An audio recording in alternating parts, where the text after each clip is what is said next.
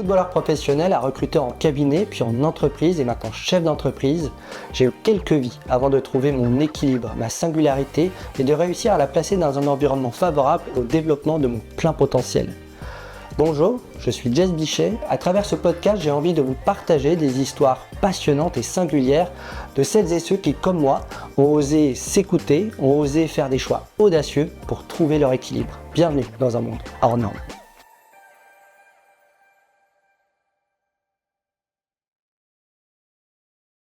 Salut Fred, Salut, ça va? très bien, merci. Bon. Merci. Je voulais vraiment te remercier de nous accueillir dans tes bureaux boulonnais. Vraiment, merci. Et merci de nous accorder aussi de ton temps, parce que je sais ô combien tu es un homme Non, mais pressé. avec grand plaisir. Je crois que tu pars en Inde bientôt. On a l'inauguration de nos locaux en Inde, effectivement, fin novembre. Génial, Donc ça va être un moment très sympa, ouais. génial. Frédéric, cofondateur de la société Excelia. Pour ceux qui nous écoutent et nous regardent, Excelia, c'est une CRO française, une Ouais. des rares sur le marché, parce que le marché est plutôt dominé par les anglo-saxons. Création il y a maintenant une dizaine d'années, mais on y reviendra. Donc CRO française, une société, pour ceux qui nous écoutent, c'est une société spécialisée dans les essais cliniques. Tout à fait. Avant peut-être de... Alors, quand même, on est dans l'interview hors norme, ce qui est assez incroyable, et on y reviendra. Excelia, en 10 ans, vous êtes passé de 2, finalement, ton associé et toi, à plus de 800 personnes sur 24 pays, Oui, un chiffre d'affaires de plus de 60 millions d'euros, je ouais, crois. quasiment 70 cette année. Ouais. Bravo. Sans levée de fonds, parce qu'on entend quand même dans les médias souvent parler de levée de fonds à droite, à gauche. Vous l'avez fait à la force du poignet, impressionnant. Avant de revenir peut-être sur ce parcours incroyable, j'aimerais te poser la question du avant Excelia. D'où viens-tu? D'où pars-tu? Ça marche. Euh, Ok. je te laisse la parole. Donc moi, je suis né à Paris, j'ai grandi en région parisienne. Ouais. J'ai fait une école d'ingénieur. Ouais. J'ai rencontré François, mon associé aujourd'hui chez Excelia. Donc j'ai fait des arts et métiers. Ensuite, j'ai fait un master en gestion d'entreprise, un MBA à Paris, la Sorbonne, avec François toujours. J'ai travaillé. Ouais, avec François, ton associé, vous êtes rencontrés en école Ouais, on est d'ingé. devenus potes en école d'ingé. Et ensuite, finalement, on avait des objectifs de formation, des objectifs professionnels similaires. Et Ouais. donc, on s'est retrouvés à faire le même MBA en sortie d'école. Et ensuite, on a commencé dans la même entreprise. Et j'ai travaillé pendant 2 ans et demi chez Alten Ok. en tant que manager commercial. Donc, sur des fonctions business, recrutement, management, gestion de centre de profit. Les arts et métiers, c'était ton choix premier à la base ou pas du tout? Oui, j'ai fait une classe prépa qui orientait fortement vers cette école. Et à partir du moment où j'étais en maths spé, c'était mon choix premier. Ouais. D'accord. Ta mère est professeure, je crois. Ouais, ma mère, elle est à la retraite, mais elle était prof d'anglais. Elle était prof d'anglais. Elle était prof d'anglais, ouais, tout à Ok. fait. Et ton père, il faisait... Alors, Et j'en parle au passé parce que je crois qu'il est décédé. ouais, moi j'ai perdu mon père en 2006. T'avais quel âge à ce moment-là? J'avais 20 ans. 20 ans. Wow. C'était un moment assez important de ma vie par rapport à ma maturité, ma manière de réfléchir et me comporter.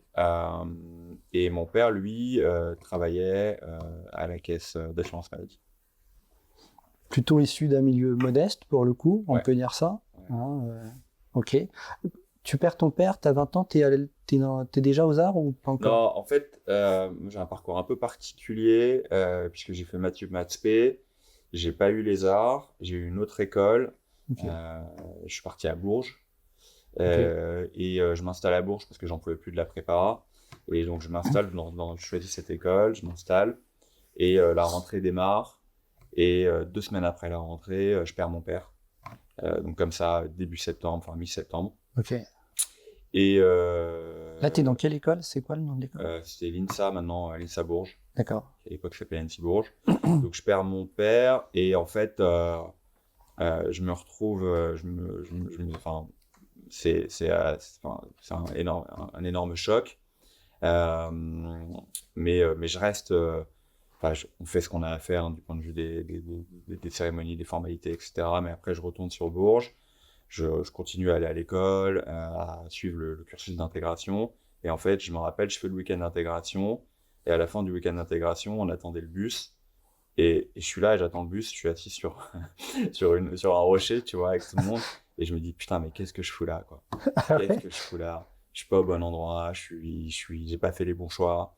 Et il faut que je me bouge, quoi. Il faut que je me bouge. Et ce jour-là, je rentre chez moi et je vais sur Internet et je regarde les cursus pour passer les concours en candidat libre. Et je me dis, bah, je vais aller aux arts et métiers et je vais le faire en candidat libre. Et ça, c'est un moment qui est assez fort pour moi dans mes études et dans ma capacité aussi à me prendre en main et à me fixer des défis pour le coup assez élevés. Et en fait, j'ai préparé les concours dans mon coin en candidat libre tout en restant dans cette école d'ingénieur en me disant si ça foire, j'aurai toujours mon plan B et le diplôme de cette école.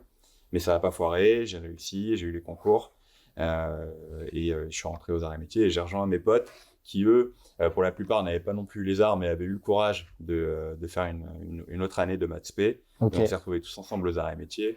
Et donc, grosse fête, grosse célébration. Incroyable. Tu rates les arts, électrochoc avec la perte de ton père, tu te retrouves à Bourges, et là, tu te dis, c'est pas possible. Ouais. J'ai pas fait le bon choix, je me suis pas donné les moyens.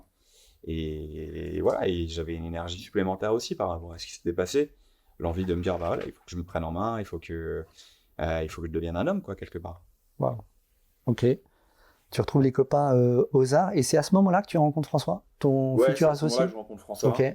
Pour le coup, les arts et métiers, c'est une vraie aventure humaine. C'est une école où il y a des traditions, il y a une formation humaine en dehors des cours qui est hyper importante, et il y a un véritable esprit de corps. Ouais. Et là, j'ai rencontré beaucoup de personnes qui sont devenues des amis et beaucoup de gens formidables. Et j'ai vraiment vécu 3 années très fortes. Et notamment, j'ai rencontré François et on est devenus copains, on est devenus colocs. T'étais en colocation avec François pendant les 3 années des arts? Non, pendant la 2e année, celle où on était à Lille, parce qu'on fait 2 ans en province, une année à Paris. Ouais. C'était pendant la 2e année à Lille. Donc on se connaît depuis 2007, François. Ah ouais. Et après les arts, vous rejoignez tous les deux Alten, c'est ça? Ouais, donc on fait un master gestion d'entreprise à la Sorbonne, à l'IAE de Paris, et ensuite on rejoint Alten en tant que business manager. D'accord.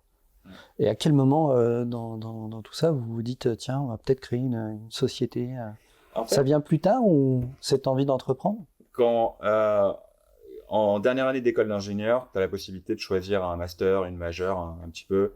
Et aux arts et métiers, tu avais créé un cursus qui s'appelle création et développement d'activités, CREDA, et qui était vraiment la possibilité de mettre un premier, de faire ses premiers pas dans l'entrepreneuriat, en tout cas de découvrir ce que c'était. Et moi, ils m'ont présenté le cursus, c'était quelque chose qui m'intéressait, j'y suis allé, j'ai passé 1 an avec des porteurs de projets, donc que des élèves de l'école, mais qui potentiellement pouvaient, à la sortie des arts, monter leur entreprise. Et ça, c'était hyper intéressant parce que j'ai découvert cette dynamique entrepreneuriale. J'ai commencé un peu à fréquenter, entre guillemets, l'écosystème de l'entrepreneuriat. Et j'ai rencontré des gens qui avaient des projets, qui les poussaient et qui potentiellement les convertissaient en entreprise, ou pas, mais qui étaient dans cette dynamique-là. Et ça m'a conforté dans le fait que c'était quelque chose qui me plaisait. Je sentais que j'avais cette fibre entrepreneuriale en moi, mais je mettais pas forcément les mots dessus et j'avais pas de modèle non plus autour de moi, ni dans ma famille, ni dans mes amis proches. Donc c'était un premier moyen de me dire bah ça existe et c'est possible de créer son entreprise. Après, je garde toujours une approche plutôt rationnelle et je fais partie des gens qui considèrent que en sortie d'école, c'est bien d'apprendre un métier, c'est bien d'apprendre à faire quelque chose de ses 10 doigts avant de commencer à créer. Ah, tu penses, ça c'est une croyance encore que tu as aujourd'hui? Ouais, plutôt. Ok. Et donc du coup, je me suis dit, bah un jour je vais monter une entreprise, mais pas tout de suite. Je vais déjà apprendre à faire quelque chose et à maîtriser vraiment une fonction. Et le métier de business manager, il me plaisait bien parce que ça me permettait d'apprendre à vendre, à recruter, à manager des personnes, des centres de profit. Et finalement, c'est une expérience qui est assez riche et qui est plutôt formatrice en seulement quelques années. Et ensuite, après Alten, tu fais quoi? Et après Alten, je crée Excelia Ok. directement. Directement avec Ouais. François.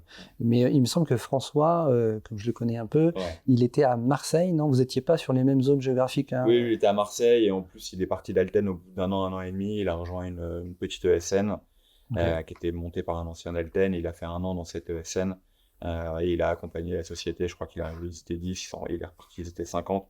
Donc, il a connu Ok. aussi une phase de croissance forte avec cette entreprise et puis le fonctionnement d'une petite société versus un grand groupe comme Alten.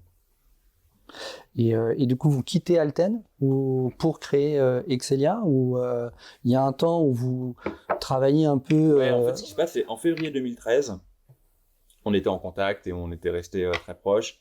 Et il m'appelle et il me dit je vais me marier et je voudrais que tu sois mon témoin. Donc j'accepte évidemment et ça nous a amené finalement à avoir des contacts encore plus fréquents. Ok. Et on s'est rendu compte qu'on était tous les deux arrivés au même point dans notre carrière chez Alten. C'est-à-dire que on était, euh, euh, on était maintenant formés, on avait des bons résultats. D'un point de vue business, ça se passait bien. D'un point de vue management, ça se passait bien. Mais on était frustrés parce que on n'avait pas le sentiment d'évoluer dans un environnement méritocratique. Et on a toujours eu une manière de concevoir le business qui consistait à se dire ça sert à rien et c'est stupide de décorréler la performance commerciale, financière d'une part et le bien-être des collaborateurs d'autre part. Ok. Et souvent, les sociétés ont tendance à se dire soit on est très orienté business, soit on est très orienté people. Nous, on voulait concilier les deux et dans le contexte dans lequel on travaillait, c'était pas possible de le faire. Et donc, ça générait une forme de démotivation parce que nous, on le déployait à notre échelle, mais dans un environnement plus large qui ne fonctionne pas de cette manière-là, c'était un peu essayer de remplir une passoire. Et donc, il est arrivé une forme d'épuisement par rapport à ce modèle-là, et l'idée de se dire, cette recette secrète, ce cercle vertueux entre prendre soin des collaborateurs, les collaborateurs sont plus heureux, plus épanouis, ils travaillent mieux, ils délivrent un meilleur travail, les clients le voient, les clients sont contents, on récompense la société grandit plus vite, etc. C'était vraiment quelque chose qu'on voulait développer et qu'on voulait tester et du coup à notre compte. Ok, ça c'est le modèle finalement sur lequel vous souhaitez partir, mais pourquoi c'est quand même très particulier. Tu dis si je me trompe, mais vous n'aviez aucune expérience dans le monde pharmaceutique de manière générale, healthcare, oui, de manière générale. Pourquoi une CRO? C'était vraiment par opportunité par opportunité de marché. Effectivement, nous on ne travaillait pas dans la pharma ni dans les CRO. On s'est dit on va créer une entreprise de service avec les fondamentaux que tu as évoqués. Avec les fondamentaux que je viens d'écrire. Au début, on a regardé vraiment des possibilités de business tout azimut, à tel point qu'on a regardé le business des crèches, on a regardé l'univers de la livraison de repas. C'était vraiment très large. On a regardé tous les univers possibles. D'accord. En fait, on est revenu sur celui des services professionnels parce que c'était là où on avait le plus d'expérience. C'était là aussi où on avait les perspectives de développement les plus intéressantes. Et c'était aligné, j'imagine, avec les fondamentaux que tu as évoqués. Exactement. Et ensuite, quand on regardait dans cet univers-là, secteur par secteur, là où il y avait un vrai besoin, parce que absence totale d'offres et donc une possibilité de proposer quelque chose de différenciant aussi bien aux collaborateurs qu'aux clients, la pharma finalement était le secteur qui se détachait. En plus, la pharma, c'est un secteur qui est résilient, qui est acyclique, donc ça présentait aussi un certain nombre de garanties pour se lancer. Ok. Et du coup, vous vous lancez comment? J'imagine qu'il fallait un peu d'argent parce que du coup, le modèle Excelia, c'est une société de service. On se lance. Il faut quand même j'explique peut-être. On peut peut-être faire une précision sur le modèle de la société de service. parce qu'on parle d'Alten, Excelia, société de services, hein, donc mise à disposition d'experts pour des sociétés. Donc là, en l'occurrence, des grands groupes pharmaceutiques, Sanofi, Novartis ou d'autres. Donc il faut quand même recruter des gens pour les proposer aux clients, les envoyer en mission. Donc ça veut dire aussi dès le départ, potentiellement, de la masse salariale. Vous êtes 2. J'entends que tu es d'un milieu modeste. Je suis pas certain que tu avais un compte en banque d'1 million d'euros caché. Donc, comment vous faites? Donc effectivement, de février 2013 à août 2013, il y a eu l'idée de se dire, on devrait peut-être monter notre boîte. Ouais. L'idée de se dire dans quel secteur on va le faire. Donc ça, c'est toute la partie étude de marché. Et une fois qu'on avait en tête quelques idées réduites et plus précises, et notamment la pharma, combien ça va coûter. Et donc le business plan. Et le business plan, c'était plutôt sur la partie été 2013. Okay. Et en fait, on a dressé comme ça, je crois, une 50aine de scénarios différents possibles. Et on a cherché à se dire combien il nous faudra pour financer la majeure partie de ces 50 scénarios qui en fait montraient qu'il y était différentes hypothèses sur l'avenir et qui déterminaient en fonction du développement d'Excelia et de ses besoins en ressources, le besoin en capital à la base. À partir du moment où on avait cette vision-là, on a regardé pour la recherche de financement, on est en septembre 2013 et on a réuni nos familles. On s'est fait un goûter un dimanche après-midi. On avait préparé, excellent. On avait préparé un PowerPoint complètement dégueulasse. Je crois qu'on l'a gardé, mais celui d'être collector. Les collectors, on est allé chez Kiloutou, on a loué un écran pour projeter le PowerPoint dans le salon des parents de François. Et puis on a déroulé notre présentation comme si c'était des investisseurs, tu vois, alors que c'était ma mère, les parents de François, etc. et ses beaux-parents. Et on leur a présenté ce qu'on voulait faire. Et Attends, mais je t'interroge, je me permets, mais du coup, bon, il y a les parents de François, toi, il y a ta mère, prof, on sait très bien que ça ne gagne pas non plus des milliers des cents. Vous attendiez à récolter combien? En fait, on avait besoin de 120 000 euros. Ok. Et en gros, ce qu'on se disait, c'est on en apporte 60 000 à 2. Ok. Prêtez-nous 60 000. Donc toi, tu demandes à ta mère, globalement, c'est 30 000. Ouais. Ok. Ouais. Et en fait, ma mère, et c'est émouvant pour moi, tu vois, m'a dit, j'y connais rien, mais j'ai confiance en toi et on y va, tu vois. Et franchement, c'était un super moment parce que les parents de François ont réagi de la même façon. Mais c'est des gens qui, globalement, étaient très éloignés de notre business et qui nous ont dit, ouais, on vous fait confiance, vous avez 27 ans, mais allez-y et vous allez réussir, quoi. Oh. Et ouais, c'est fort. Excuse-moi, tu es mieux aussi. Ça te donne tout de suite une énergie pour démarrer et c'est important que les gens autour de toi croient en toi, c'est hyper important. Et donc ce jour-là, c'était une belle journée, ouais. C'était une très belle journée. Ouais, j'imagine. Ouais, croire, ouais, j'imagine. Ouais, c'est sûr que, en plus, sur le papier, quand je résume un peu, vous êtes dans le salon des parents de François, demander de l'argent. Ouais, avec un PowerPoint vert pomme, une typo jaune, et expliquer qu'avec 120 000 euros, on va créer et développer une entreprise et qu'on sera 50 dans 3 ans. Je crois que c'était le business plan. Et puis eux, en plus, n'y connaissent rien dans ce que vous proposez. Ils y vont à la confiance. Toi, en plus, tu m'expliques en gros, ok, t'es ingénieur de formation, mais t'as pas d'entrepreneur dans ta famille, t'as pas de repères, vous allez dans un domaine qui est la CRO, vous avez aucune expérience dans ce secteur-là, et là vous demandez de l'argent. Effectivement, j'imagine que vos familles respectives, elles ne peuvent que finalement se reposer sur on croit en vous, on vous fait confiance, on y va à l'aveugle, et on vous souhaite plein de succès, quoi. Ouais. C'est ce qui s'est passé. Après, on aurait pu avoir aussi des parents qui comprennent pas et qui trouvent pas ça raisonnable et qui nous disent attendez un petit peu, ou nous on ne suit pas, ou on ne suit pas à la hauteur de ce que vous demandez. Mais non, on a eu cet accompagnement qui était très fort et qui règle un problème financier qui est hyper important au début et qui nous permet de démarrer.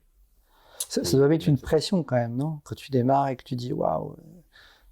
Parce que c'est quand même le business model veut que le cash, faut un peu le cramer. Il faut prendre des locaux, il faut recruter des gens. Ouais. Ça peut partir très vite. Ouais, c'est clair. Mais de toute façon, il faut être dans notre modèle et dans notre vision de l'entrepreneuriat. On a toujours été hyper vigilant sur le cash. Et c'est vrai que dans ce contexte-là, tu l'es encore plus. Donc ça te met une pression supplémentaire, mais je pense qu'on se la mettait tout seul pareil. Mais toi, quand tu en es à ce stade du projet, est-ce que de manière intrinsèque, tu te dis... Enfin, déjà, est-ce que tu as le recul tu te dis, est-ce que j'ai les compétences finalement? Et quelles sont peut-être quelles sont, ou tu te poses pas la question, de te dire quelles compétences je dois avoir ou acquérir pour réussir ce projet? Est-ce que tu as ce recul-là à ce moment-là ou tu réfléchis pas? Je me suis dit, une entreprise, c'est une entreprise de service, c'est vendre, recruter, encadrer des équipes et ensuite gérer la comptabilité de l'entreprise. Et globalement, on savait faire tout ça. Donc on s'est pas dit que on aurait des manques de compétences plus tard. Et puis on n'avait pas en tête que l'entreprise allait décoller comme elle a décollé. Donc Parce que justement, c'est un point important, juste pour qu'on comprenne bien pour ceux qui nous écoutent. Elle grandit de combien de collaborateurs de chaque année ça passe de 0 à combien globalement? Grosso modo, on est au bout d'un an, on est 20. Ok. Donc pro forma, un chiffre d'affaires annuel de 2 millions. Au bout de 2 ans, on est 50. Ok. Donc environ 5 millions de chiffre d'affaires. Ok. Au bout de 3 ans, on est 100. Ok. Au bout de 4 ans, on est 200. Et au bout de 5 ans, on est 400. Au bout de 5 ans, vous êtes 400. Ok. En 2019. Et aujourd'hui, vous êtes? On est 800. D'accord. Et en 5 ans, vous êtes sur la France. Et après, vous faites des acquisitions. Et aujourd'hui, vous êtes présent sur 24 pays. Il y a eu trois grands chapitres chez Excelia. Et là, on a démarré le 4e. Okay. Le premier, ça a été la période 2014-2019, qui a été une période de très forte croissance organique, avec le rythme que je viens de décrire. Ensuite, on était un acteur local, présent qu'en France, et on n'avait que 2 modes de fonctionnement, 2 business models, la mise à disposition de ressources et les plateformes de compétences, toujours dans l'idée de réaliser des essais cliniques. Et il nous manquait la capacité à gérer un essai clinique de A à Z, ce qu'on appelle le full service dans notre univers.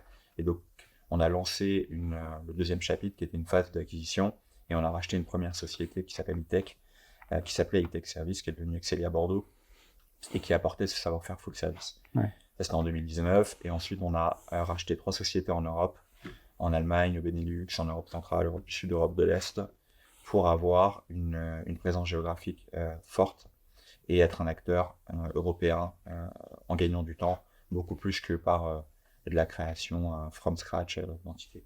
D'accord. Et ça, c'est le deuxième chapitre. Et le troisième chapitre, c'était de fin 2020 à fin 2022. On s'est mis en retrait de l'entreprise François Aimant. On a recruté un directeur général qui avait pour but de consolider l'activité, de rationaliser l'organisation et de faire décoller l'entreprise. Il y a eu du succès sur certains sujets, il y en a eu moins sur d'autres. Et on est revenu aux commandes de l'entreprise pour le début du 4e chapitre, début 2023. D'accord. Et du coup, les 120 000 euros, vous les avez utilisés? Et les 120 000 euros de financement, c'est ce que je te disais pendant la pause. Au final, on n'a même pas eu besoin, puisque on a réussi, on a mis 60 000 à la base, on avait prévu 2 vagues, 2 phases d'investissement, et on a eu besoin que de la première phase. Donc l'entreprise a décollé avec 60 000, parce que moi j'ai démarré l'activité en janvier 2014, dans mon salon, donc pas de bureau, à prospecter sur ma petite table basse. Et en fait, on a gagné notre premier contrat avant de prendre nos locaux. Et donc, c'est le premier collaborateur qui a financé nos la prise de locaux. Et donc, tout de suite, ça a eu un impact positif sur la trésor. Et rapidement, on a gagné des contrats à un rythme beaucoup plus important que prévu. Donc, le besoin en fonds de roulement, finalement, a très rapidement à diminuer et on a généré du cash assez rapidement. D'ailleurs, les premiers locaux, je crois, étaient pas très loin de là où nous On était à sommes. Boulogne. Ouais. Les premiers étaient avenue André Morizet. On Ouais. avait 55 mètres carrés, Ouais. ce qui doit être la surface de 2-3 pièces autour de nous. Ouais, parce qu'aujourd'hui, vous avez combien de mètres carrés? Vous avez acheté, je Là, crois, au siège, l'immeuble? on a 2300 mètres carrés. Ah ouais, Pour le siège. immeuble dont vous êtes propriétaire maintenant. Ouais. Ah ouais. Donc il y a 10 ans, vous louez des locaux de 55 mètres carrés et aujourd'hui, vous êtes propriétaire d'un immeuble de plus de 2000 mètres carrés. Ouais. C'est pas Et mal. d'ailleurs, on a ressorti ce fameux business plan en PowerPoint vert pomme Ouais, ok. aux propriétaires des premiers locaux, Ouais, puisqu'on présente un dossier de candidature quand on prend des locaux et on lui avait monté une jeune entreprise, donc Ouais. c'est toujours un peu risqué pour lui de nous louer. Et on lui a présenté le business plan et il nous a dit si vous le faites, je vous achète des cerises. Et en fait, on a explosé le business plan et on a fait beaucoup mieux. Donc, on n'a pas eu l'insolence de revenir le voir 3 ans après pour lui demander des paquets de cerises, mais et il y avait cette anecdote où lui-même trouvait qu'on était trop Excellent. ambitieux dans notre. Ah oui, d'accord. Ouais. Et à quel moment vous sentez que peut-être dans les premières années, à quel moment est-ce que vous sentez, est-ce que vous réalisez à un certain moment dans les premières années que finalement ça va vite? C'est vrai que on a pédalé à fond dès le début et on a eu des bons résultats dès le début, mais c'était à la hauteur de nos efforts et on était content mais pas surpris. Okay. Ça c'est pour 2014, 2015, mais on avait des très bons résultats et on était content. Mais là où vraiment le projet a pris une autre dimension, c'est quand on a gagné notre premier gros projet avec un laboratoire pharmaceutique international français de premier plan. Okay. Et ce jour-là, on a gagné un appel d'offres qui est face à de gros acteurs. Et là, on a senti qu'on était capable de rivaliser avec les plus gros. Et on a senti aussi que le gain de ce projet allait avoir un impact fort sur notre développement et sur notre croissance. Et ce jour-là, donc après 2 ans d'activité, on a vu effectivement que ça prenait une autre dimension. Et quand justement il y a ce passage où la société prend une autre dimension, est-ce que, ou peut-être même avant, je ne sais pas, est-ce que finalement, dans cette croissance assez folle, assez incroyable, est-ce que... il y a une question qui me taraude, c'est est-ce que finalement vous avez dû souvent dire non ou renoncer à des choses pour arriver à ce résultat, ou pas du tout? Tu as le droit de me dire non, j'ai dit oui à tout. Non, c'est une super question. Bien sûr que le quotidien il est fait de réponses à des questions et des oui, des non, et on a toujours dit non. Tu dois dire non à des candidats, tu dois savoir dire non à des clients. Donc oui, tout au long de ta journée et de ton année, tu dis non et tu es obligé de le faire pour développer le business normalement. Donc, mais je pense que si on prend du recul et qu'on regarde la question sous l'angle des décisions stratégiques, je pense qu'on n'a pas su à certains moments dire non. Okay. Et que on a fait certaines erreurs dans notre parcours qui sont liées notamment au fait de ne pas savoir dire non et se dire non. C'est-à-dire? Mais c'est-à-dire que tu peux avoir une sorte de biais, en tout cas moi j'ai eu ce biais, quand tu démarres une activité et que ça fonctionne bien, tu démarres ton entreprise et que ça fonctionne bien et mieux que prévu, de te dire en fait c'est le feu, tout va bien et tout va toujours bien aller. Et tu développes une sorte d'optimisme à toute épreuve. Total, ouais. Et la conséquence de cela, c'est de perdre, je pense, en tout cas à certains moments ça a pu être notre cas, un peu d'objectivité dans certaines décisions d'investissement, certaines décisions d'organisation, parce que tu pars du principe que ça va marcher. Fonctionner. D'accord. Et ça a des vertus, parce que être optimiste, c'est hyper important dans l'entrepreneuriat. Oui. Et c'est le propre de tout entrepreneur de croire dans l'avenir et d'être optimiste. Mais il faut savoir aussi doser, et parfois, on l'a peut-être pas assez bien fait. Du coup, quelles seraient les choses que tu aurais aimé faire différemment? Est-ce qu'il y a des choses que tu aurais fait différemment, peut-être? Il y en a plein. Il y en a plein. Il y en a plein. Déjà, pour revenir, pour faire le lien avec ta question, avec une de tes questions précédentes, est-ce qu'on était suffisamment armé pour monter une entreprise et la développer?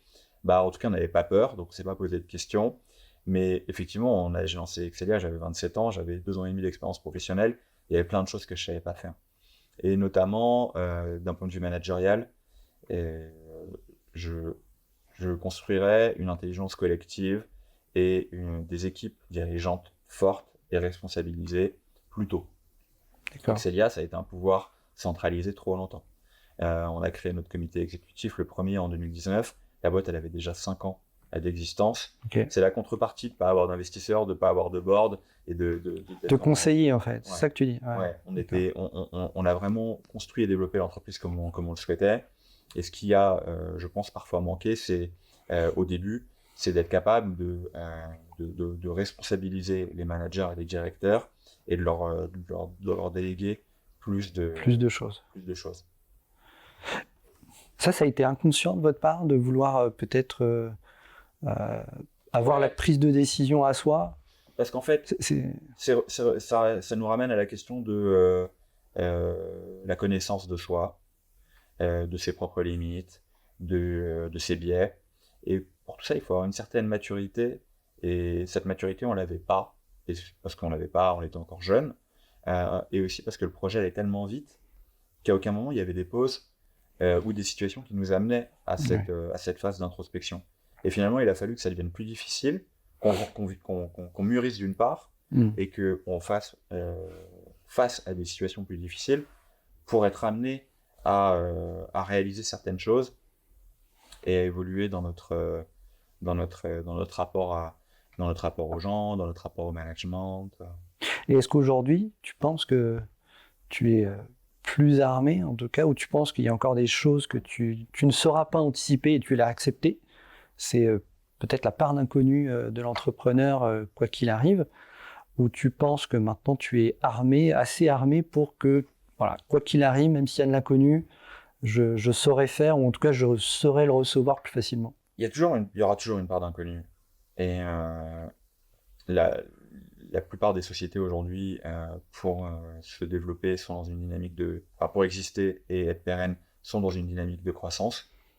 C'est difficile de ne pas l'être dans le monde d'aujourd'hui.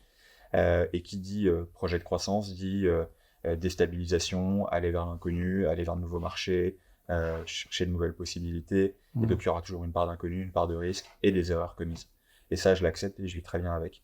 Ce que j'ai remarqué dans l'analyse du succès d'Excelia, c'est que pendant longtemps, on a été capable quand on commettait des erreurs, de savoir les identifier. Je parle de situations très pratiques pour le coup, hein, pas de comportement en tant qu'entrepreneur, mais vraiment des situations business très pratiques. C'était d'identifier les choix qui avaient été faits, les conséquences, en l'occurrence souvent un résultat pas à la hauteur du résultat escompté, et de pouvoir se remettre en question et de ne pas commettre 2 fois la même erreur. Et cette capacité d'itération rapide, à certains moments, par la suite, on l'a peut-être perdue. Et je pense qu'aujourd'hui, on a retrouvé cette capacité à se remettre en question et à rapidement... Une capacité de rebond extrêmement forte. Ouais. En fait, on est OK pour tomber, mais par contre, se relever doit faire 2 fois la même erreur. Voilà, doit se faire rapidement, de manière plus mature, hein, c'est ce que je comprends en t'écoutant. Et je pense qu'on a progressé là-dessus. D'accord.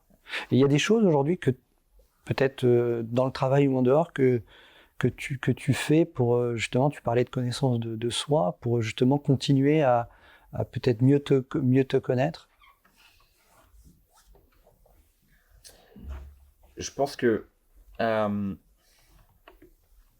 donc là, je prends la question plutôt à titre individuel, en tant qu'entrepreneur et individu. J'ai longtemps vécu avec l'idée qu'un entrepreneur devait accepter du stress, de la pression et vivre avec. Et en fait, moi, maintenant, je refuse de vivre avec. C'est-à-dire que je cherche des moyens sains d'évacuer ce stress et cette pression. Et j'ai 2 axes majeurs. C'est le premier, savoir définir des limites au travail. Et donc profiter du temps, de mon temps personnel, pour être avec ma famille, pour être avec mes proches, ou du temps pour moi, à titre individuel. et faire du sport. Et ces deux Ça, c'est un axes-là temps que tu ne te que prenais je ne me pas. donnais pas. D'accord. Ouais. Les amplitudes horaires avant étaient beaucoup plus importantes. Je faisais moins de sport, je prenais moins soin de moi. Aujourd'hui, j'ai conscience que j'ai besoin de ça pour mon équilibre et je le mets en place parce que je sais que c'est un projet qui est dans la durée, le projet Excelia, et que le but, c'est pas de s'épuiser et d'arriver à un milestone dans 1 an ou dans 2 ans, c'est de construire durablement. Et pour ça, j'ai besoin de cet équilibre. Ouais, tu as mieux défini finalement ta zone de confort d'un confort. Ce qui me permet Tu de- passes mieux d'une zone à une autre, ce qui te permet d'avoir une performance, en tout cas un bien-être, qui a une conséquence qui en est tout cas sur ta, optimisé sur ta perf. sur le long cours. Ouais. Ok. Tout à fait.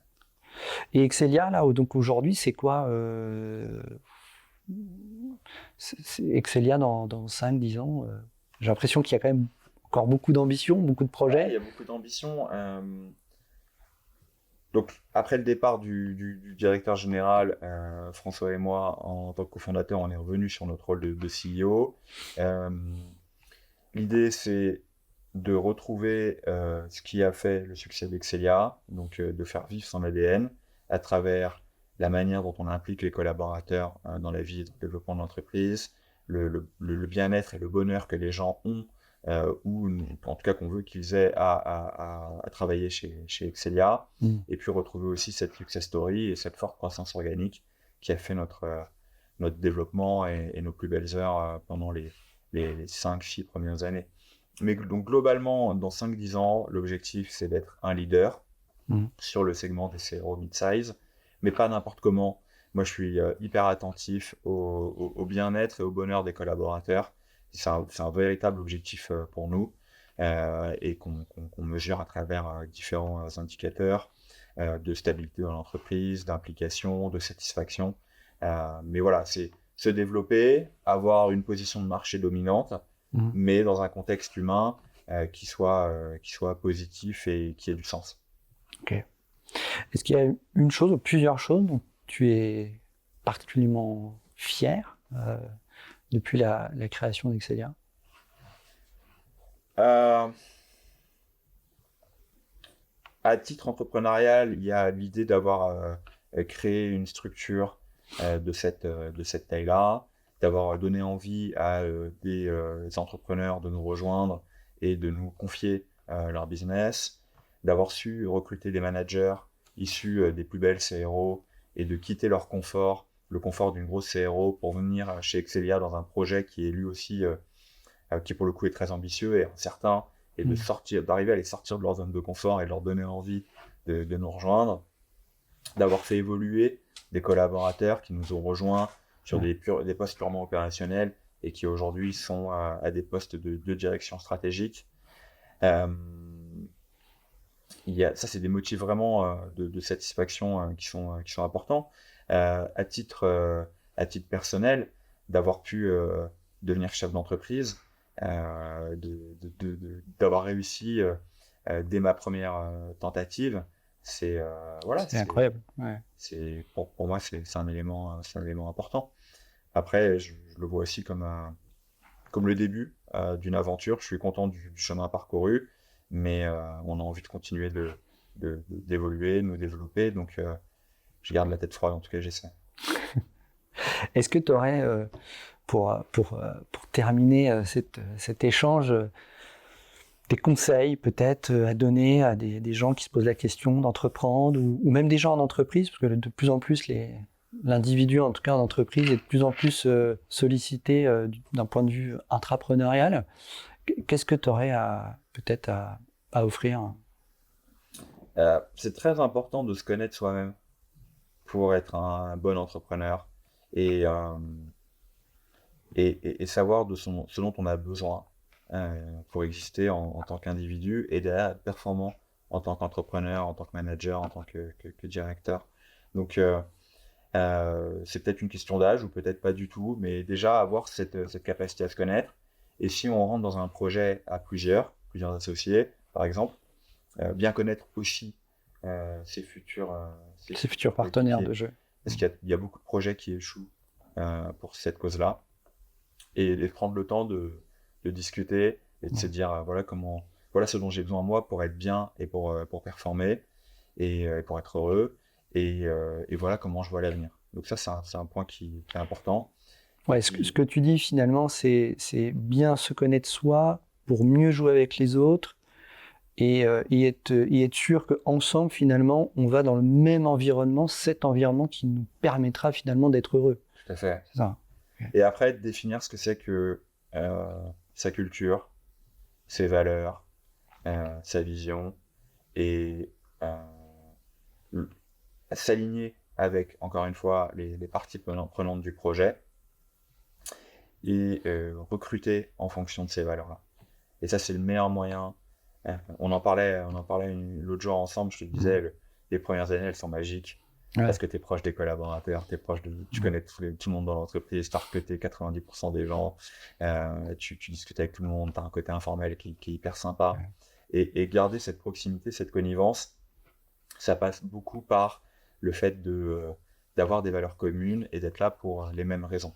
Et donc la définition des valeurs, le fait d'en faire de te le poser sur la table et de dire aux gens qui peuvent être intéressés pour rejoindre le projet sous une forme ou sous une autre, mais de leur dire voilà, nous, c'est ça nos valeurs, c'est comme ça qu'on veut travailler, c'est ça les comportements associés, c'est un point qui pour moi est très important. Oui, parce que finalement ça fait quelque chose de voir des collaborateurs qui valident entre guillemets l'offre que tu mets sur la table. En plus, c'est du service, c'est pas comme s'il y avait un produit fini. Ouais, complètement. Donc finalement, ils t'achètent un peu toi au tout début. Donc, bien sûr.